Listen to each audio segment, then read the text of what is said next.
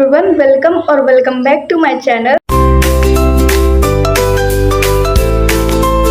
तो आज के इस वीडियो में हम कुछ बेसिक क्वेरीज डिस्कस करने वाले हैं, लाइक कितने मार्क्स लाने होते हैं, कितने पेजेस भरने होते हैं और पेपर कितने मार्क्स का आता है और कितने घंटे का होता है। और पहली बार पेपर देने जा रहे हो तो थोड़ा डर भी लग रहा होता है कि क्या होगा एग्जाम हॉल में, कैसा पेपर आएगा, टफ आ गया तो क्या करेंगे, अगर कोई क्वेश्चन नहीं आ रहा तो छोड़े या लिखे। तो एक एक करके हम सारे क्वेश्चंस के सॉल्यूशन को डिस्कस करने वाले हैं। ओके, तो आप सभी को मैं अपना एग्जांपल देके बताती हूँ। सबसे पहले बेसिकली मैं अपनी बात करती हूँ। तो सबसे पहला, जब मैंने बीएससी में एडमिशन लिया था तो मेरा ऐसा कुछ था नहीं कि मुझे बीएससी करना है, क्योंकि उस टाइम पे मैं नीट की प्रिपरेशन कर रही थी। बट नीट में था कि नीट नहीं होगा, उस टाइम पे मैं पढ़ती ही नहीं थी, मेरा कुछ ऐसा सीन था।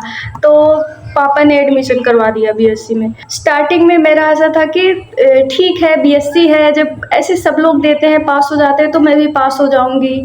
तो अगर कोई मुझसे आके कह रहा है मैं तो बिना पढ़े ही बीएससी पास हो गया, तो मेरा ऐसा है कि अगर वो पास हो सकता है तो मैं बिल्कुल नहीं पढ़ूंगी, मैं भी पास हो जाऊंगी। तो मेरा ऐसा था। तो मैं ये कहूँगी कि ये गलती बिल्कुल मत करना, बिल्कुल भी नहीं। बीएससी का 3 साल इतना ज़्यादा इम्पोर्टेंट है ना, इसको जितना अच्छे से यूटिलाइज कर पाओ कर लो। अगर हम इसमें अच्छे से पढ़ लिए तो हमारा लाइफ में कहीं ना कहीं कुछ ना कुछ तो हो ही जाना है। और अगर नहीं भी पढ़े तो कोई और स्किल पे काम कर लिए, लाइक कोई और चीज सीख लिए, तो हमारा पैसे कमाने का जो जरिया होता है एक प्रकार से वो बन ही जाता है। बीएससी के 3 साल इस तरीके से यूटिलाइज करने। ओके, तो जैसे तैसे करके मैंने ऐसे एग्जाम के 2 दिन पहले, 4 दिन पहले या 10 दिन पहले ज़्यादा से ज़्यादा पढ़ना स्टार्ट किया और बीएससी का एग्जाम दिया। ऐसे ही मेरा 3 साल चला है। और उसके बाद फिर क्या हुआ, एमएससी में एडमिशन हो गया मेरा, और करेंटली अभी एमएससी जियोलॉजी में एडमिशन लिया है मैंने। तो इसलिए मैं जियोलॉजी से रिलेटेड वीडियोस बनाती हूँ ताकि मेरे बीएससी वाले कॉन्सेप्ट रिवाइज हो जाए, जो कि मैंने भी पाप किए, लाइक नहीं पढ़े हैं। तो इसलिए मैं ज़्यादा से ज़्यादा जियोलॉजी पे फोकस करती हूँ। ओके, तो अब हम डिस्कस करने वाले हैं कुछ बेसिक क्वेश्चंस जो आपको सता रहे हैं, लाइक परेशान कर रहे हैं, डरा रहे हैं। ठीक है, तो सबसे पहला क्वेश्चन कि क्या हम मोस्ट इंपॉर्टेंट टॉपिक्स पढ़ के पास हो सकते हैं? तो बिल्कुल हो सकते हैं, मैंने भी वही किया है, मैं लाइव एग्जांपल हूँ। मोस्ट इंपॉर्टेंट टॉपिक पढ़ के पास तो हो सकते हैं, लेकिन जरूरी नहीं है कि आप 2 दिन जो पहले पढ़ रहे हो वो आपको एकदम अच्छी तरीके से एग्जाम हॉल में जब लिखने बैठे तो याद ही आ जाए, ऐसा नहीं होता। बट हमारा स्किल वहाँ पे काम करता है, लाइक लिखने की स्किल। अगर हमें कोई आंसर थोड़ा सा भी पता है तो उसके बारे में हमको बड़ा सा बना के लिखना होगा। क्वेश्चंस को समझो, अगर कोई वर्ड आ गया जिसके बारे में हमें उससे वो चीज एग्जैक्टली नहीं पता, लेकिन उससे रिलेटेड चीजें पता है, तो हम उससे रिलेटेड चीजों को उससे कनेक्ट करके उसमें लिखते हैं। ठीक है, कुछ ऐसे, इसको हम कहते हैं कि हम बना बना लिख रहे हैं। अब आता है क्वेश्चन कि 70% कैसे लाएं। 70% बेसिक मिनिमम परसेंटेज होता है जो ऑलमोस्ट बच्चों का आ ही जाता है।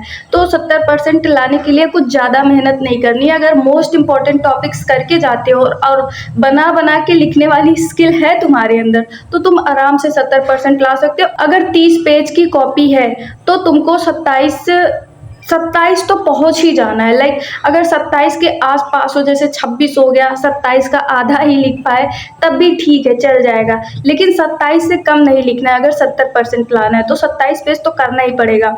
और ये 27 पेज ऐसा है कि आपने जो अंदर लिखा वो पूरा बिल्कुल सही नहीं है, बना बना के भी लिखा है, बिल्कुल टू द पॉइंट आंसर्स नहीं है, कुछ ऐसे है ये। और अगर आप टू द पॉइंट आंसर्स लिख रहे हो और 27 पेज लिख रहे हो तो आपका 70% से ज़्यादा हो सकता है, लाइक 75, 76, 78 ऐसे पहुंच सकता है। लेकिन ज़्यादातर बच्चों का 70 ही रहता है, 70 के आसपास। तो पेजेस बता दिए मैंने कि अगर 70% लाना है तो 27 पेजेस तक चल जाएगा। ओके, अब देखो रिवाइज कैसे करना है एग्जाम से पहले। तो जो मैं नोट्स बनवाती हूँ, जो मैं अपनी वीडियोस में पीडीएफ यूज करती हूँ, अगर आप उसको साथ ही साथ लिख लेते हैं तो उसको बस एक बार पढ़ लो। और अगर भूल रहे हो तो मेरी वीडियो को 2x स्पीड पे देख के दोबारा से रिकॉल कर लो। उसके बाद उसको 1-2 बार और रिवाइज कर लो। और इम्पोर्टेंट जो क्वेश्चन मैं बताती हूँ कि ये इम्पोर्टेंट है, उसको देख के जाओ। एग्जाम से पहले उसको जरूर देखना है। तो आपके 70 to 80% टॉपिक्स कंप्लीट हो जाएंगे। आपको 70% लाने से कोई नहीं रोक सकता, इससे ज़्यादा ही आएगा। अगर मैं 10 दिन या 4 दिन पहले पढ़ के 70 लाई हूँ तो आप भी ला सकते हो।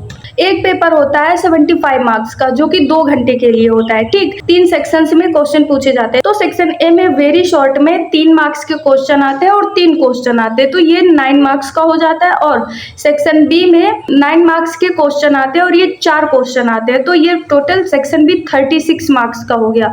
और सेक्शन सी में 15 मार्क्स के क्वेश्चन आते हैं, 2 आते हैं, तो ये टोटल 30 मार्क्स का हो गया। और सेक्शन ए बी सी तीनों को मिलाएंगे तो टोटल हमारा बनता है 75 मार्क्स का। कुछ लोग पूछते हैं सिलेबस क्या है, सिलेबस सेम है क्या, किस यूनिवर्सिटी का है? तो जब से न्यू एजुकेशन पॉलिसी लागू हुई है तब से ऑलमोस्ट सभी कॉलेजेस का सिलेबस सेम हो गया है। ठीक है, तो ये क्वेश्चन तो छोड़ ही दो कि सिलेबस सेम है या नहीं। अगर सिलेबस सेम नहीं है तो आप ऑनलाइन गूगल पर सर्च करके अपने कॉलेज का सिलेबस या अपने यूनिवर्सिटी का सिलेबस डाउनलोड कर लो।